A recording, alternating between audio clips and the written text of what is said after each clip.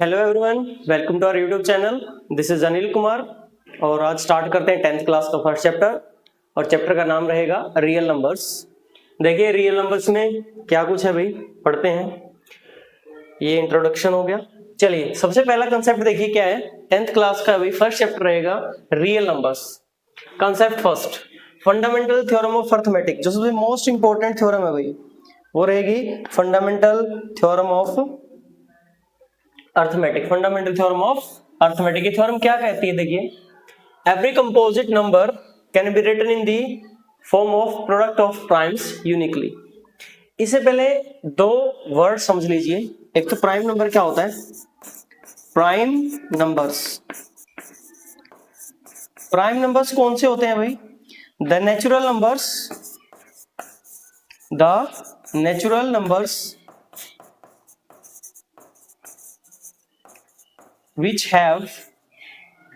which have exactly two factors। जिन भी natural number के सिर्फ और सिर्फ दो फैक्टर होंगे, वो कौन कौन से होंगे, वन एंड इटसेल्फ। दो फैक्टर कौन कौन से, एक वो नंबर खुद और एक one.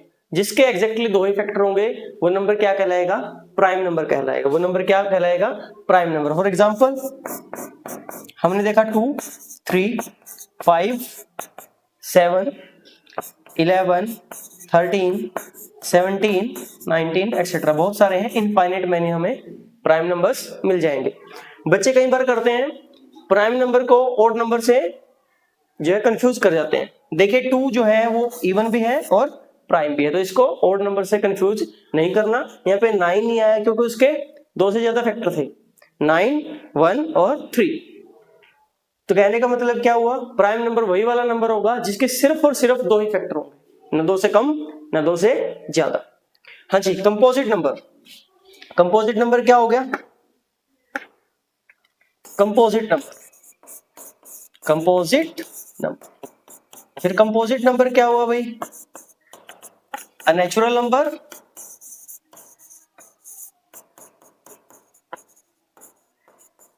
which have more than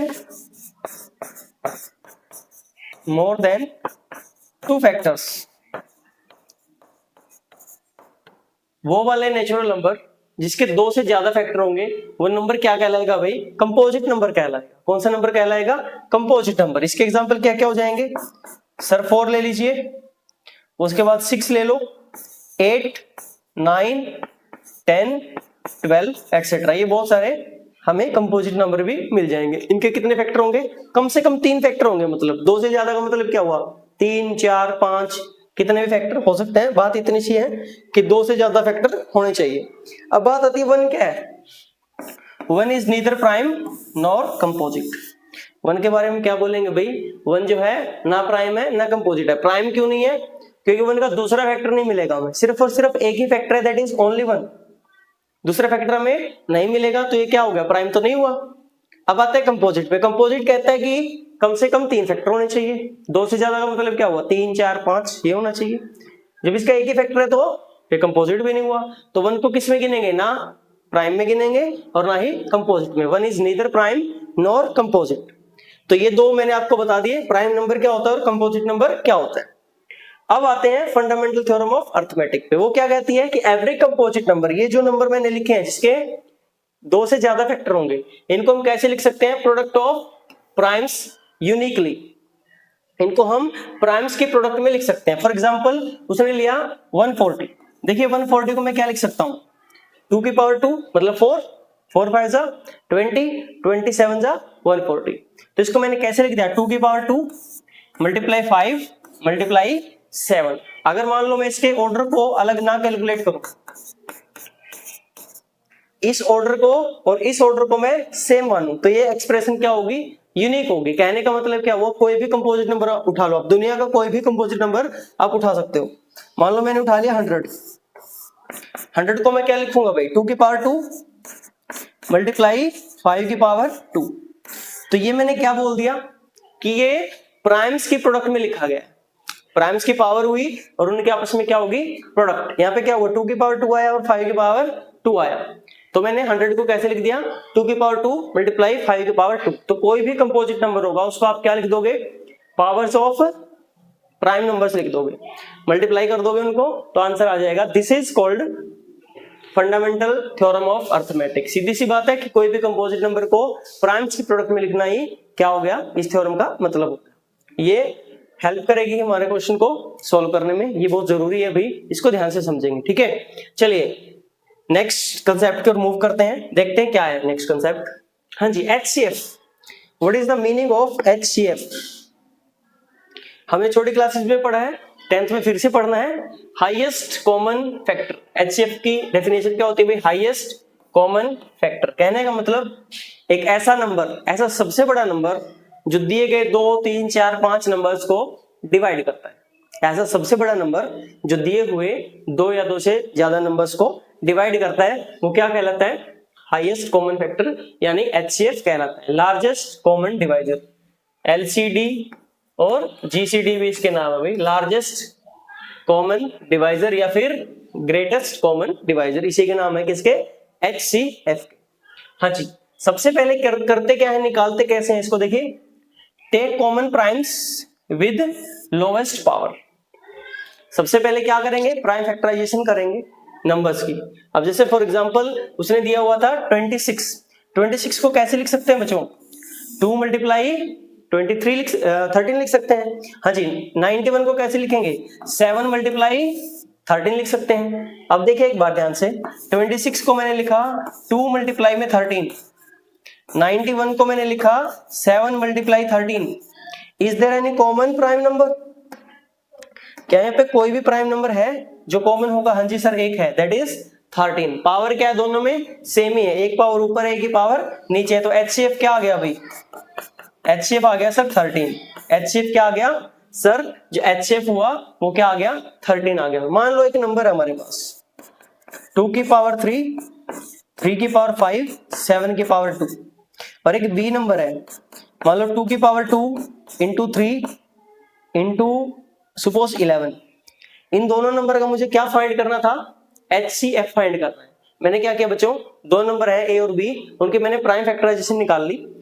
A की क्या प्राइम फैक्टराइजेशन है, 2 की पावर 3, 3 की पावर 5 इंटू 7 की पावर 2, और B की क्या है, 2 की पावर 2 इंटू 3 इंटू 11। अब इन दोनों को क्या मुझे फाइंड करना है, HCF। तो HCF में मैं क्या करूंगा, HCF में सबसे पहले मैं कॉमन चीज ढूंढूंगा, कॉमन ढूंढने के बाद पावर क्या लूंगा, लिस्ट लूंगा। तो पहले देखिए 2 कॉमन है क्या, हाँ जी सर 2 कॉमन है, लेकिन पावर छोटी कौन सी है, 2 की पावर 2 छोटी है, 2 की पावर 3 छोटी है, 2 की पावर 2 छोटा है सर, तो 2 की पावर 2 आ जाएगा। अगर और भी कोई फैक्टर कॉमन आ रहा है वो भी मल्टीप्लाई हो जाएगा। और भी कोई कॉमन है, हाँ जी सर एक 3 भी कॉमन दिख रहा है, यहाँ पे 3 की पावर 1 है, यहाँ पे 3 की पावर 5 है, तो पावर छोटी कौन सी हुई भाई, 3 की पावर 1 मतलब सिर्फ और सिर्फ 3। उसके बाद भी क्या कुछ कॉमन है सर, यहाँ पे तो 7 की पावर 2 आ रही है और यहाँ पे 11 आ रहा है, तो कुछ भी कॉमन आगे नहीं है। तो इसका HCF क्या हो जाएगा भाई, 4 मल्टीप्लाई 3 दैट इज 12। इसका HCF जो होगा वो कितना हो जाएगा, 12 हो जाएगा सर। इसका HCF क्या होगा, 12 हो जाएगा। आई होप इतना समझ में आ रहा होगा। HCF का एक सवाल और पूछता है भाई, एक तरीके से और ये जो है सवाल पूछता है, वो बताता हूं कैसे पूछता है। देखिए एक बार, ये थोड़ा सा इरेज कर देता हूं ताकि साफ सुथरा दिख जाए।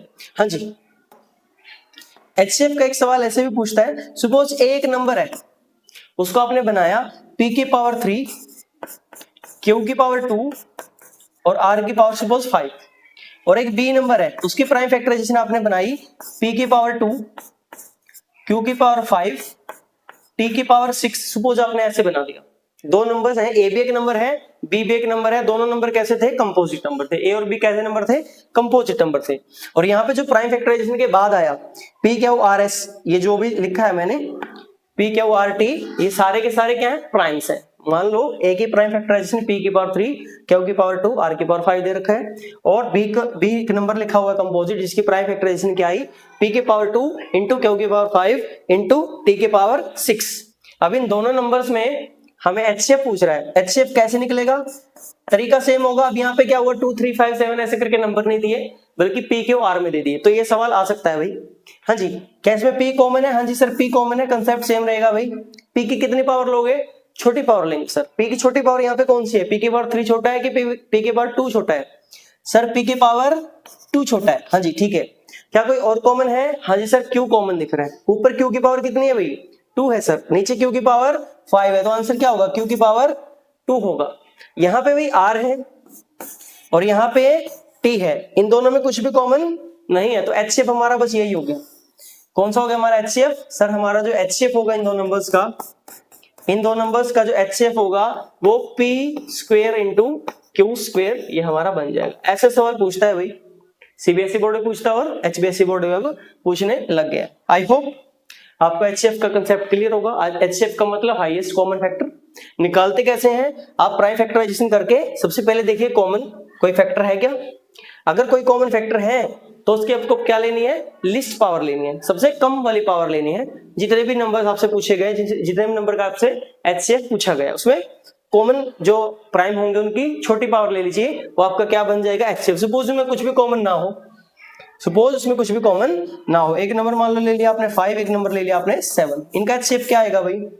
सर ये दोनों नंबर 1 से तो डिवाइड होते हैं, जिसमें कुछ भी कॉमन ना हो तो उनका HCF क्या लिखा जाएगा भाई?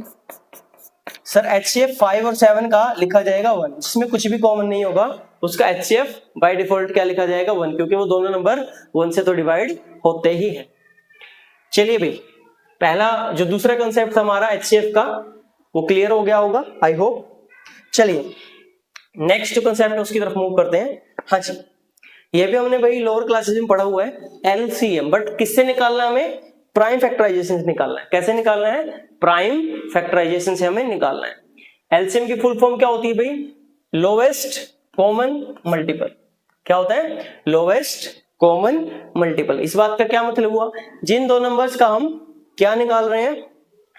LCM निकाल रहे हैं। वो एक सबसे छोटा नंबर होता है जिसको ये दोनों नंबर डिवाइड करते हैं, जिसका हमसे LCM पूछा है। LCM होता क्या है? वो सबसे छोटा नंबर होता है जो इन दोनों नंबर से, गिवन नंबर से डिवाइड होता है। सही है? फॉर एग्जाम्पल उसने बोला 26 को कैसे लिखेंगे भाई? 2 मल्टीप्लाई 13 लिखेंगे। क्या लिखेंगे? 2 मल्टीप्लाई 13 लिखेंगे। सेम 91 को कैसे लिखेंगे? 7 मल्टीप्लाई 13 लिखेंगे। अब इनका LCM क्या होगा? 2 मल्टीप्लाई 7 मल्टीप्लाई 13 कितना आएगा? 182।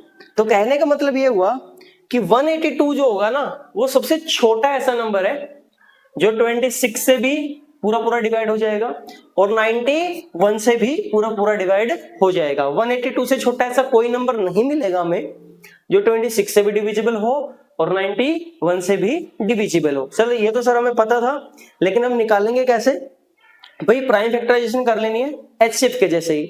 HCF में क्या कर रहे थे हम? लिस्ट पावर ले रहे थे। अब यहाँ पे क्या होगा? LCM is always greater than और equal to the given numbers. पहली बात, LCM जो होगा भाई वो क्या होगा? या तो उन नंबर्स के बराबर होगा या उससे बड़ा होगा। मतलब यहाँ पे 91 आ सकता था या 91 से बड़ा आंसर आएगा, क्योंकि इन दोनों में बड़ा कौन है? 91 है, तो 91 से भी ये बड़ा ही मिलेगा, दैट इज 182। हाँ जी, निकालने का तरीका क्या है भाई? Take all prime factors with highest power. अब कौन सी पावर लेंगे हम? हाईएस्ट पावर लेंगे। अब कौन सी पावर लेंगे भाई? हाईएस्ट पावर लेंगे। फॉर एग्जांपल A मान लो मैंने लिखा है 13 की पावर 3 इंटू 2 की पावर 5 सपोज इंटू 3, और B मान लो मैंने लिखा है 13 मल्टीप्लाई 3 की पावर 5 सपोज, बस ये लिखा है मैंने। अब यहाँ पे पहले क्या करना आपको? जो भी कॉमन फैक्टर होंगे, जो भी इनमें कॉमन नंबर दिखेगा, LCM निकालने का तरीका है भाई LCM ऑफ A, B। सबसे पहले कॉमन वाले की बात कर लेते हैं। कॉमन कौन कौन दिख रहा है? पहले तो 13 कॉमन दिख रहा है सर। 13 लिखेंगे और उसकी कितनी पावर लिखेंगे भाई? मैक्सिमम पावर लिखेंगे, बड़ी से बड़ी पावर लिखेंगे, दैट इज 13 पावर 3 लिखेंगे सर, क्योंकि यहाँ पे 1 पावर थी, यहाँ पे 3 पावर थी, तो हमें क्या लेना है? मैक्सिमम पावर, बड़ी से बड़ी पावर लेनी है। हाँ जी, उसके बाद कोई कॉमन है? हाँ जी सर, एक 3 दिख रहा है कॉमन। 3 का काम खत्म करते हैं भाई। यहाँ पे 3 की पावर 1 है, यहाँ पे 3 की पावर 5 है, तो क्या लेंगे? 3 की सबसे बड़ी पावर दैट इज 5। क्या लेंगे? 3 की पावर 5 लेंगे। और कुछ भी बच गया है क्या? हाँ जी, पहले हमने कॉमन का काम खत्म किया, अब उसके अलावा जो भी फैक्टर बच गए वो भी इसके मल्टीप्लाई में आएंगे, दैट इज 2 की पावर 5। जो फैक्टर बच गए वो भी इसकी मल्टीप्लाई में आएंगे। अगर उनको छोड़ दिया तो हमारा क्वेश्चन जो है भाई वो गलत हो जाएगा। तो यहाँ पे LCM of A comma B कितना आया, 13 power 3 multiply 3 power 5 multiply 2 power 5। This is your LCM.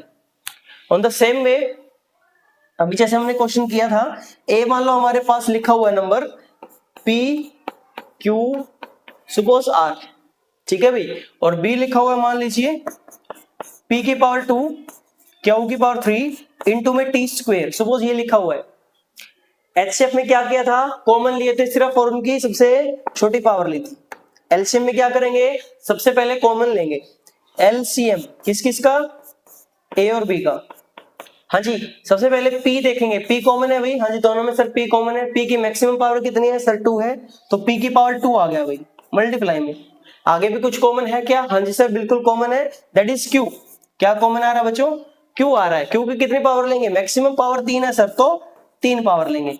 अब उसके अलावा कुछ कॉमन बच गया क्या, नहीं सर, ऊपर ऊपर आ रहा है, नीचे टी का स्क्वायर आ रहा है। अभी काम खत्म नहीं हुआ भाई, ये दोनों जो बचे हुए फैक्टर हैं इनको भी मल्टीप्लाई में लिखेंगे। अब हमारा काम खत्म हुआ, अब हमारा एलसीएम कंप्लीट हुआ है। अगर इसको बीच में छोड़ देंगे तो आंसर गलत हो जाएगा भाई। सिर्फ कॉमन नहीं देखना, बल्कि क्या करना है, कॉमन के लिए मैक्सिमम पावर लेनी है। अगर उसके अलावा भी कोई फैक्टर बच जाता है, चाहे वो पहले नंबर में बच गया हो, चाहे वो दूसरे नंबर में बच गया हो, हम उन नंबर को भी मल्टीप्लाई करवाएंगे। तो ये हमारा हो गया LCM of A and B. इसको ध्यान में रखेंगे भाई, ऐसे सवाल आजकल जो है सीबीएसई और एचबीएसई दोनों बोर्ड पूछता है। आई होप एलसीएम का कंसेप्ट क्लियर हो गया होगा बच्चों। चलिए नेक्स्ट कंसेप्ट को मूव करते हैं भाई। हाँ जी, कुछ रियल लाइफ एग्जांपल है। अब बच्चे ना ये तो सीख लेते हैं एलसीएम कैसे निकालते हैं, एचसीएफ कैसे, कब निकालोगे एचसीएफ कब निकालोगे और एलसीएम कब निकालोगे, ये पढ़ना बहुत जरूरी है भाई। कुछ रियल लाइफ एग्जांपल मैंने लिए हैं। सबसे पहले डिस्ट्रीब्यूशन, मेन आइडिया तो यही होता है। एचसीएफ का मेन आइडिया यही होता है, जब 2 3 4 5 चीजों को सेम नंबर ऑफ ग्रुप में तोड़ना होता है, किसी तीसरी चौथी चीज में हम तोड़ते हैं, डिस्ट्रीब्यूट करते हैं, तो वहां पे हम क्या निकालते हैं भाई, एचसीएफ निकालते हैं। वहां पे हम क्या निकालेंगे, हमेशा एचसीएफ निकालेंगे जब भी किसकी बात होगी, डिस्ट्रीब्यूशन की बात होगी। फॉर एग्जाम्पल उसने बोला कि 36 चॉकलेट्स हैं, कितनी चॉकलेट है भाई 36, और 60 हमारे पास कैंडीज है, ठीक है, 60 टॉफियां हैं और 36 जो है वो चॉकलेट है। To be equally distributed among maximum number of children, ज्यादा से ज्यादा कितने बच्चों में भाई हम उसको बांट सकते हैं। सही है, मतलब उतने ही बच्चों में तो हमें 36 चॉकलेट को बांटना है और उतने ही बच्चों में हमें 60 कैंडीज को बांटना है। ऐसे कितने मैक्सिमम बच्चे जो है वो पॉसिबल होंगे, तो दोनों का क्या निकालेंगे भाई, एचसीएफ निकालेंगे, हाईएस्ट कॉमन फैक्टर निकालेंगे। वो कितना आया सर, वो आया 12। 36 का और 60 का जो एचसीएफ आएगा वो कितना आएगा 12। मतलब हम 12 बच्चों में ही बांट सकते हैं। क्या क्या, 12 बच्चों में 36 चॉकलेट और 60 कैंडीज हम बांट सकते हैं। अब कितनी कैंडी और कितनी चॉकलेट बटेगी वो एक अलग मैटर है। चॉकलेट कितनी बटेगी, एक बच्चे को कितनी चॉकलेट मिलेंगी भाई 3। एक बच्चे के हिस्से में कितनी चॉकलेट आएगी बच्चों, 3 चॉकलेट्स, और कैंडीज कितनी आएंगी 5 टॉफियां। लेकिन ये हुआ कि 12 बच्चों में, एग्जैक्टली 12 बच्चों में 36 चॉकलेट बटी और एग्जैक्टली 12 बच्चों में ही 60 कैंडीज बची, ठीक है। अब यहां पे मान लो 60 अगर हम ले लेते, 60 स्टूडेंट में तो बट गई वो कैंडीज तो, लेकिन 36 चॉकलेट तो 36 में बढ़ सकती है, तो इसका आंसर 60 नहीं हो सकता था, और ऐसे इसका आंसर 36 भी नहीं हो सकता। तो जब भी मैक्सिमम नंबर ऑफ स्टूडेंट में या मैक्सिमम चीजों में डिस्ट्रीब्यूशन की बात करेगा तो वहां पे क्या निकालेंगे, हमेशा एचसीएफ निकालेंगे। यहाँ पे एचसीएफ कितना आया 12, सही है, तो 12 बच्चों में ये बांट सकते हैं। दूसरा भी कटिंग, जब भी कटिंग की बात करेगा, 2 रोप है हमारे पास, 2 रस्सी है भाई, एक की लेंथ कितनी है 120 मीटर और दूसरी की लेंथ कितनी है 150 metres. To be cut into equal maximum pieces, कितने मैक्सिमम पीस में काट सकता हूं कि उतने ही पीस में तो जो है पहली रस्सी कट जाए और उतने में ही दूसरी रस्सी कट जाए। तो दोनों का क्या निकालूंगा सर, एचसीएफ निकालूंगा। दोनों का क्या निकालूंगा भाई, एचसीएफ। वो कितना आया 30 आया सर, मतलब 30 पीस कर सकता हूं मैं। कितना कितना बड़ा पीस होगा ये मैटर नहीं करेगा, सिर्फ ये पूछा था कि दोनों रस्सियों के क्या मैं मैक्सिमम ऐसे टुकड़े बना सकता हूं कि पहले के भी उतने टुकड़े बने और दूसरी के भी उतने ही टुकड़े बने? हाँ जी, ये पॉसिबल है। और मैक्सिमम कितने टुकड़े आप बना पाओगे? 30 टुकड़े बना पाओगे। कितने बना पाओगे भाई? 30 टुकड़े। तो 120 मीटर वाली के जो एक टुकड़ा होगा वो कितना लंबा होगा? वो 4 मीटर होगा। और जो दूसरी है उसका जो एक पीस होगा वो कितना होगा? 5 मीटर लंबा होगा। बट हाँ, 30 टुकड़ों में 120 वाली खत्म हो जाएगी और 30 टुकड़ों में ही 150 वाली भी खत्म हो जाएगी। इनको हम काट सकते हैं। अरेंजमेंट की बात करेगा भाई, जब हमें अरेंज करना हो बॉयज गर्ल्स को, टीचर्स को, मेल फीमेल को, क्रिकेटर्स को, जिस मर्जी को हमें क्या करना हो? अरेंजमेंट करनी हो। अब उसने बोला कि 24 boys and 18 girls to be arranged in row with same number in each row. ऐसे कितनी रो होंगी जिसमें 24 बॉयज और 18 गर्ल्स को हम अरेंज कर सकते हैं, डिस्ट्रीब्यूट कर सकते हैं? तो दोनों का क्या निकालेंगे? HCF निकालेंगे। HCF कितना होगा भाई? 6 रोज में मैं 24 बॉयज को और 18 गर्ल्स को बैठा सकता हूं। अब एक रो में कितने बच्चे होंगे भाई? 4 बॉयज होंगे और गर्ल्स कितनी होंगी एक रो में? 3 गर्ल्स होंगी। बट दोनों को कितने में बैठा दूंगा मैं? 6 रोज में। 6 रोज में R1, R2, R3, R4, R5, R6। मान लो पहले हमने किसको खड़ा कर दिया भाई? 4 बॉयज को खड़ा कर दिया, हर एक में 4 4 4, और फिर उसके बाद में गर्ल्स को खड़ा कर दिया 3 3 3। तो ऐसे जो हमारे बच्चे हैं वो इक्वल रोज में खड़े हो जाएंगे। बॉयज भी इक्वल रो में खड़े हो जाएंगे और गर्ल्स भी इक्वल रो में खड़े हो जाएंगे। इसको ध्यान रखिएगा भाई, ऐसे सवाल पूछता है वो ये बोल देगा एक आर्मी बैंड है, ठीक है, उसके पीछे जो है आर्मी वाले जो लोग हैं उनको मार्च करना है, तो सबसे पहले उनको कैसे अरेंज करोगे? दोनों का क्या निकालोगे आप? HCF निकालोगे। यहाँ पे क्या लेंगे? आर्मी बैंड, क्योंकि बैंड वाले आगे चलेंगे, उसके बाद मार्च करने वाले जो सिपाही होंगे वो बाद में चलेंगे, ठीक है। लेकिन रोज क्या बनानी पड़ेंगे हमें? उनकी इक्वल बनानी पड़ेगी। तो उसके लिए हमें क्या निकालना पड़ेगा? HCF निकालना पड़ेगा। सही है। अब फ्लोरिंग, ये भी बढ़िया सवाल है भाई। अब फ्लोरिंग जब आप टाइल्स लगाओगे तो वो कैसे लगाओगे? ए रूम है, अ room of size 16 feet multiply 12 feet. उसकी जो लेंथ है भाई वो कितनी है? 16 फीट उसकी लेंथ है, और उसकी जो ब्रेड्थ है वो कितनी है? 12 फीट उसकी ब्रेड्थ है फ्लोर की, ठीक है। अब उसमें हमें टाइल लगानी है, तो मैक्सिमम साइज क्या लें? कितने बाय कितने की टाइल हमें लेनी चाहिए? अब दोनों का क्या निकाल दिया हमने? HCF निकाल दिया। दोनों का क्या निकाल दिया? HCF। कितना है अभी? 4 फीट की टाइल है। 4x4 की टाइल अगर हम ले लेंगे तो वो क्या बन जाएगी? उससे ये पूरा एरिया हमारा कवर हो जाएगा, ठीक है। तो लेंथ वाले में कितने लग जाएंगे बच्चों? 4 फीट। सही है। 4 4 जा मतलब 4 टाइल्स, और ब्रेड्थ के लिए कितने लग जाएंगे? 3 टाइल्स। सही है। नंबर ऑफ टाइल्स अलग आएगा, लेकिन जो टाइल का साइज होगा वो 4x4 होगा, जो लेंथ को भी कवर कर लेगा और ब्रेड्थ को भी कवर कर लेगा। तो इन सारी सिचुएशन में भाई हम क्या निकालेंगे? HCF निकालेंगे। सबसे मेन आइडिया बस यही होगा, जब भी दो चीजों को मैक्सिमम जो तीसरी चीज में कन्वर्ट करना होगा, डिस्ट्रीब्यूट करना होगा, तो क्या निकालोगे आप? HCF निकालोगे। सारी सिचुएशन में क्या करोगे आप? HCF निकालो। तो ये कुछ रियल लाइफ एग्जांपल थे HCF के।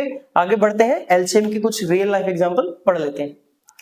हाँ जी, देखिए जरा, जब भी LCM की बात करेगा सबसे मेन जो पॉइंट है इसमें भाई, दोबारा मिलने की बात जब भी करेगा, दोबारा मिलने की, एक साथ मिलने की जो बात करेगा, वहां पे हम क्या निकालते हैं? LCM निकालते हैं। फॉर एग्जांपल उसने बोला सर्कुलर ट्रैक के जब भी क्वेश्चन आएंगे हमारे पास, सर्कुलर ट्रैक, अब वो कह रहे हैं कि इसमें मान लो सोनिया जो है उसको कंप्लीट करने में 18 मिनट ले रही है और रवि उसको कंप्लीट करने में 12 मिनट ले रहा है। वो दोबारा कब मिलेंगे? उनके HCF पे तो नहीं मिल सकते ना, क्योंकि उन्होंने अभी शुरू ही किया दौड़ना, और HCF क्या होगा? इन दोनों नंबर से इक्वल या इनसे छोटा होगा। तो वो 18 मिनट में नहीं मिल सकते, क्योंकि 18 मिनट में क्या किया है? सोनिया ने राउंड कंप्लीट किया है और रवि अपना राउंड कंप्लीट करके आगे निकल चुका, तो वो दूर दूर है, कहीं पे नहीं मिल सकते। तो इसका मतलब उनको कहां पे मिलना चाहिए? फिर उनके LCM पे मिलना चाहिए। अब इन दोनों का LCM कितना आएगा?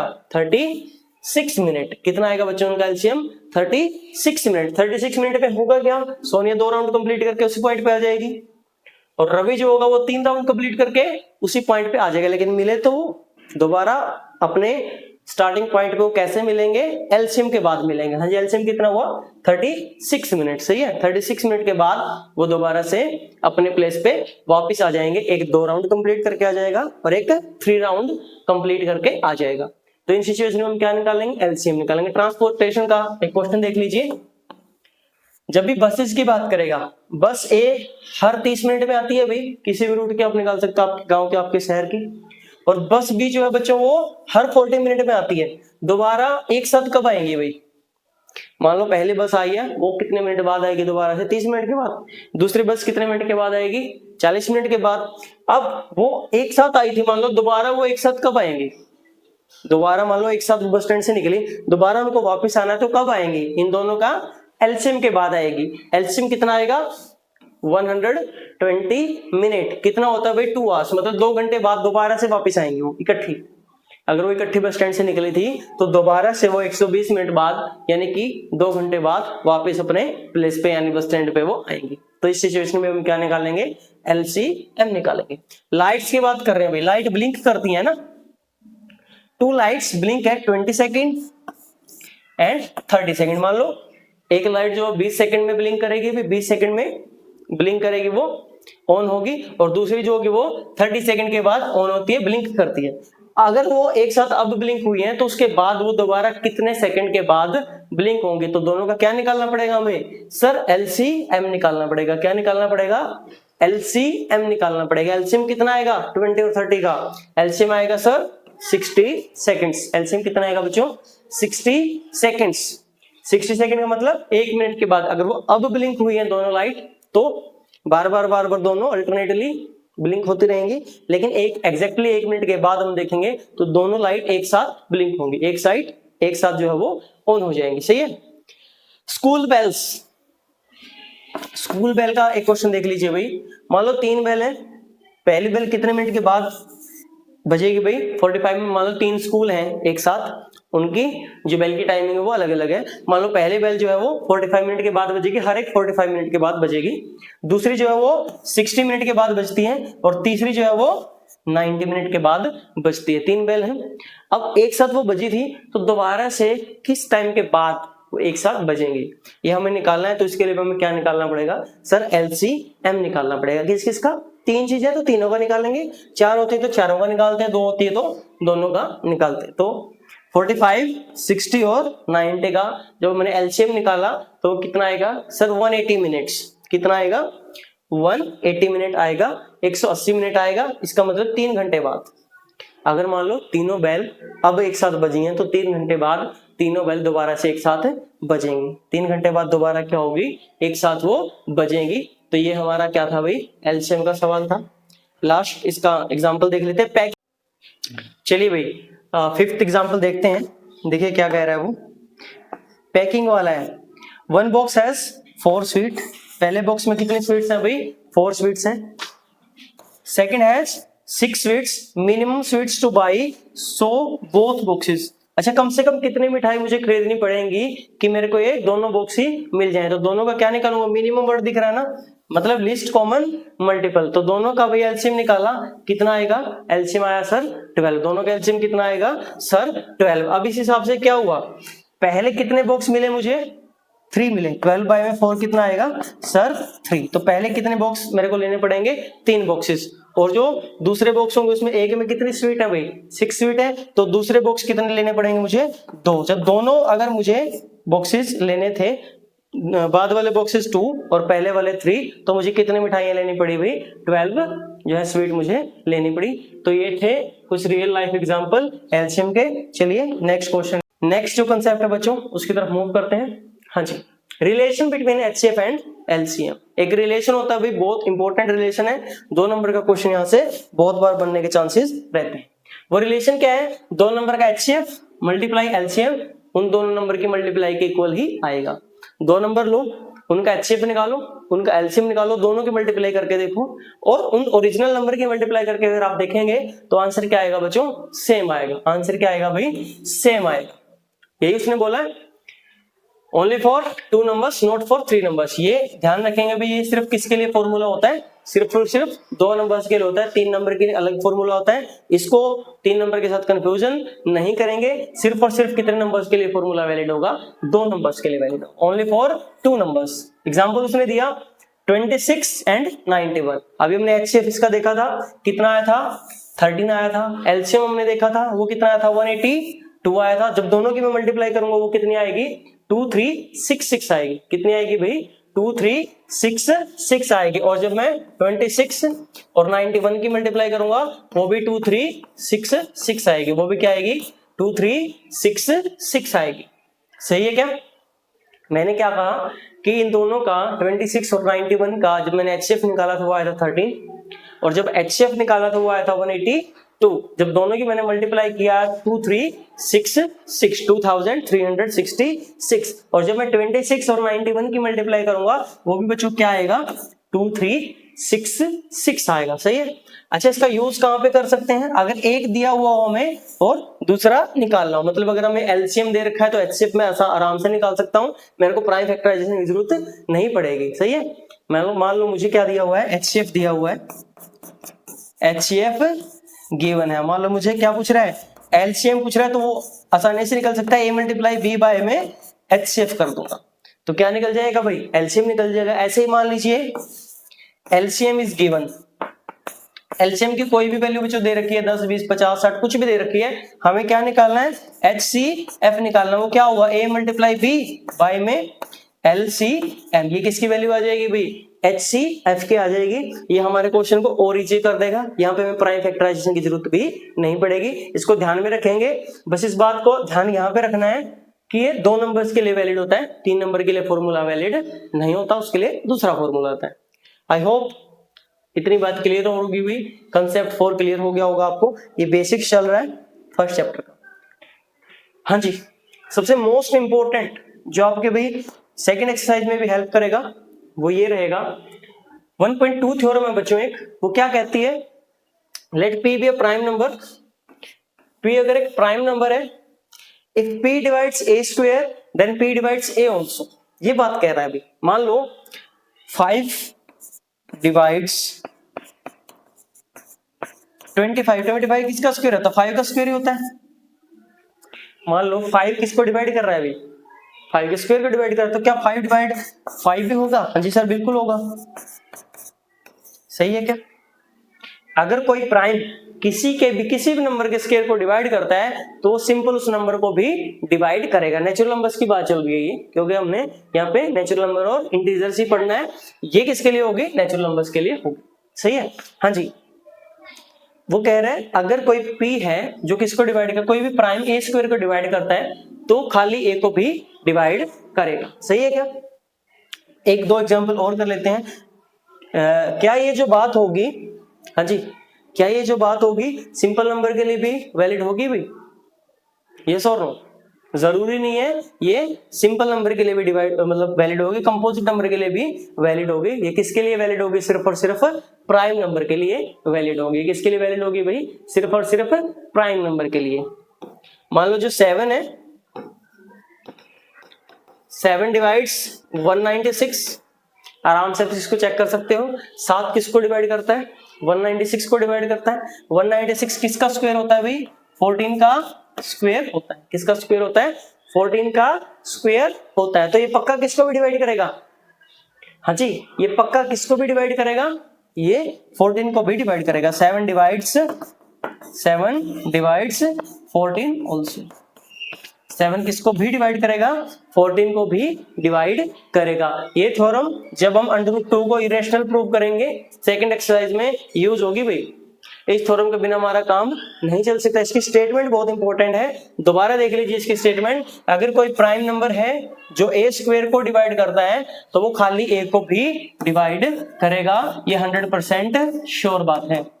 ठीक है, मैंने 2-3 एग्जांपल आपको दे दिए। मैंने बोला 5 अगर 25 को डिवाइड कर रहे हैं तो वो सिर्फ जो 5 को है उसको भी डिवाइड करेगा। और एग्जांपल देख लीजिए, 3 डिवाइड्स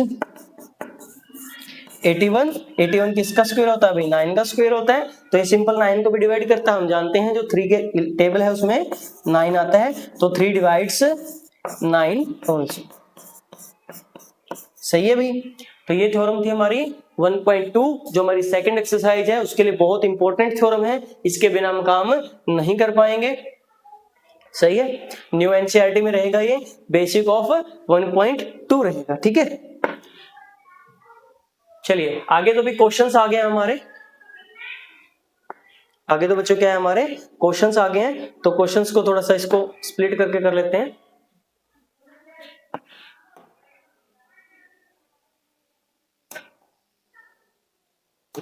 हाँ जी, अब तो बच्चों क्या है क्वेश्चंस आ गए हैं हमारे, क्वेश्चंस को हम करते हैं।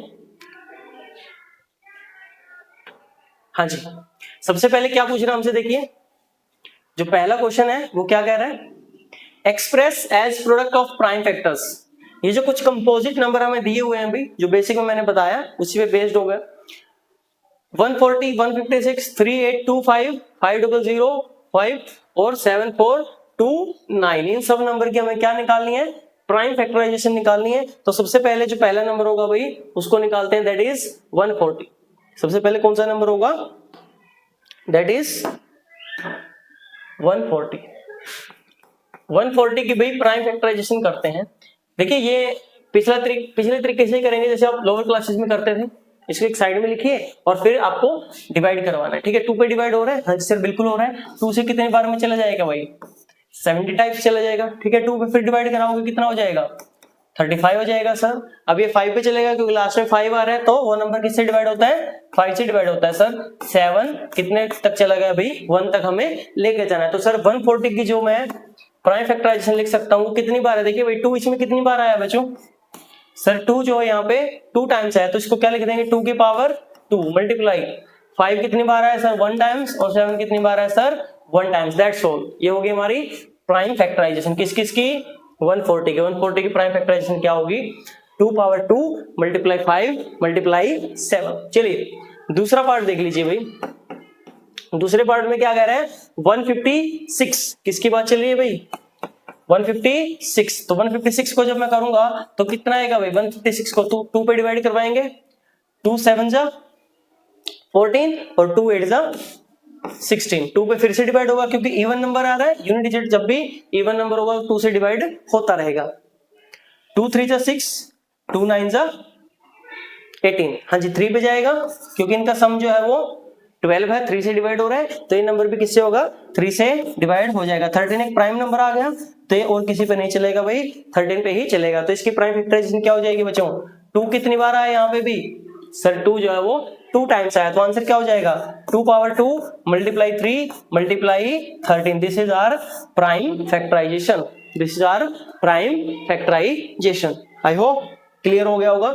चलिए थर्ड देख लीजिए भाई, थर्ड क्या है, 3825, किसकी प्राइम फैक्टराइजेशन हमें निकालनी है, 3825 की। नंबर 3 किसकी प्राइम फैक्टराइजेशन निकालेंगे, 3825 की। हाँ जी सर देखिए एक बार, 3825 लास्ट में 5 है तो किससे जाएगा अभी, 5 से तो पक्का जाएगा सर, 5 से चलाते हैं, 5 7 जा 35, 3 बच जाएगा 32 बन जाएगा, 5 6 जा 30, 25 बन जाएगा, 5 5 जा 25, फिर से लास्ट में 5 आ गया मतलब यूनिट डिजिट 5 है तो 5 पे चलेगा, 5 बन जा 5, 26 बन जाएगा, 5 5 जा 26, 15 बन जाएगा, 3 जा कितना हो गया भाई, 5 3 जा 15 हो गया। अब इनका जो सम है वो 9 आ रहा है, 3 से डिवाइड हो रहा है, तो इसका मतलब ये नंबर भी 3 से डिवाइड होगा। चलिए 3 से डिवाइड करते हैं, फिर 3 5 जा 15, 3 1 जा 3, फिर से इसका जो सम है वो 3 से डिवाइड हो रहा है, तो ये नंबर पक्का किससे डिवाइड होगा, 3 से डिवाइड होगा। ठीक है भाई, अब ये किससे होगा, 17 से ये डिवाइड होगा क्योंकि 17 एक प्राइम नंबर है, इससे आगे ये नहीं जा सकता। तो हमारी प्राइम फैक्टराइजेशन यही हुई भी। अच्छा लोअर लिख देते हैं, पहले छोटा नंबर लिख देते हैं उसके बाद बड़ा नंबर, थोड़ा सा अच्छा लगेगा, वैसे कैसे भी लिख सकते हो कोई दिक्कत नहीं आएगी। 3 कितनी बार है भाई, सर 3 2 टाइम्स है, तो क्या हो गया 3 की पावर 2 मल्टीप्लाई 5 कितने बार है, 5 सर 2 टाइम्स आया हुआ है, तो 5 की पावर 2 मल्टीप्लाई में 17, this is our answer, this is our final answer. क्या हो गया 3 की पावर 2 मल्टीप्लाई 5 की पावर 2 मल्टीप्लाई 17। ये किसकी प्राइम फैक्टराइजेशन होगी भाई 3825। किसकी प्राइम फैक्टराइजेशन होगी 3825। ये तरीका आपने बहुत पहले पढ़ा हुआ है, उसी तरीके से मैं इसको करवा रहा हूं। चलिए 4 देख लीजिए एक बार। 5001 कितना है भाई 5001। करते हैं 4 5005। पहले तो भाई 5 पे चलेगा ये, हाँ जी 5 पे चलेगा तो 1001। अभी किस पे चलेगा 7 पे चलाएं इसको।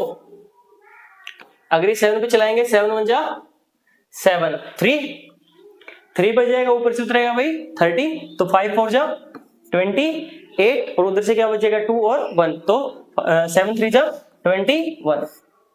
ठीक है, अब ये किस पे चलेगा अभी, अब ये 11 पे चल सकता है क्योंकि ऑड और इवन डिजिट का जो सब्ट्रैक्शन होगा वो 0 आ रहा है, तो यहाँ पे क्या होगा 11 पे चल जाएगा। 11 1 जा 11 3 बच जाएगा, उधर बन गया 33 11 3 जा 33। अभी कितने पे जाएगा सर ये 13 पे जाएगा, तो आंसर कितना हो गया 5 7 11 और 13। तो ये हमारी क्या आएगी भाई 5 7 11 और 13। ये हमारा हो गया 5005 की प्राइम फैक्टराइजेशन। लास्ट नंबर बच गया भाई, लास्ट नंबर देख लीजिए कौन सा है 7429। लास्ट नंबर कौन सा होगा 7429। 7429 कितने पे जाएगा ये 7429। देखिए 9 कब कब आ सकता है 3 की टेबल में आ सकता है, 11 और 15 22 सम हो रहा है तो 3 पे तो नहीं जाएगा ये, तो फिर ये 9 पे भी नहीं जाएगा और उसके बाद ये 13 पे जा सकता था, तो ये किस पे जाएगा 17 पे जाएगा। ये किस पे जाएगा भाई 17 पे, क्योंकि 7 यूनिट डिजिट है तो 7 को मतलब 17 की टेबल में आ सकता था, 13 की टेबल में भी आ सकता था, 13 की में नहीं आएगा तो 17 पे चलाइए एक बार। 17 4 जा 68 भाई, कितना बच जाएगा 6 बच जाएगा 62 बन जाएगा।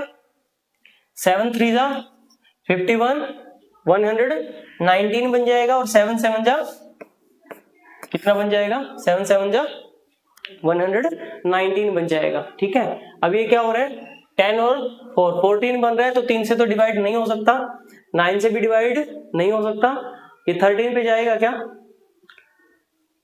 13 पे चलाएंगे तो कितना आंसर आएगा 13 3 जा हाँ जी 13 पे चलाएंगे तो कितना आएगा भाई 13 1 जा 13 13 3 जा 39 47। 13 पे तो नहीं जा रहा ये, 19 पे देखें 19 2 जा 38, हाँ 19 पे चला जाएगा भाई, कितने पे जाएगा 19 2 जा 38 और 19 3 जा 57। अभी कितने पे चला गया 23 पे चला गया। कितने पे चला गया, थोड़ा सा लॉन्ग था भाई क्वेश्चन, क्या क्वेश्चन था 7429 इंपॉर्टेंट रहेगा, ध्यान रखिएगा इसको। ये थोड़ी सी कैलकुलेशन आपकी लंबी कैलकुलेशन मांगेगा। सबसे पहले इसको किस पे डिवाइड किया हमने 17 पे, उसके बाद ये किस पे गया 19 पे और उसके बाद किस पे गया 23 पे। तो आपको 23 एटलीस्ट 25 तक की टेबल ध्यान होनी चाहिए, तभी आप इसको कर पाएंगे। तो 7429 की जो प्राइम फैक्टराइजेशन थी भाई वो क्या आएगी 17 मल्टीप्लाई 19 मल्टीप्लाई 23। सही है क्या, कितना आंसर आया 17 मल्टीप्लाई 19 मल्टीप्लाई 23। तो ये हमारा जो था भाई फर्स्ट क्वेश्चन था जो हमने कंप्लीट कर दिया, that is express as product of prime factors. I hope आपको फर्स्ट क्वेश्चन समझ में आ गया होगा। ये बेसिक प्लस फर्स्ट क्वेश्चन हमने कंप्लीट कर लिया भाई, बाकी जो बचे हुए क्वेश्चंस हैं वो नेक्स्ट वीडियो में करेंगे। ये वीडियो देखने के लिए आपको बहुत बहुत धन्यवाद। Thank you very much.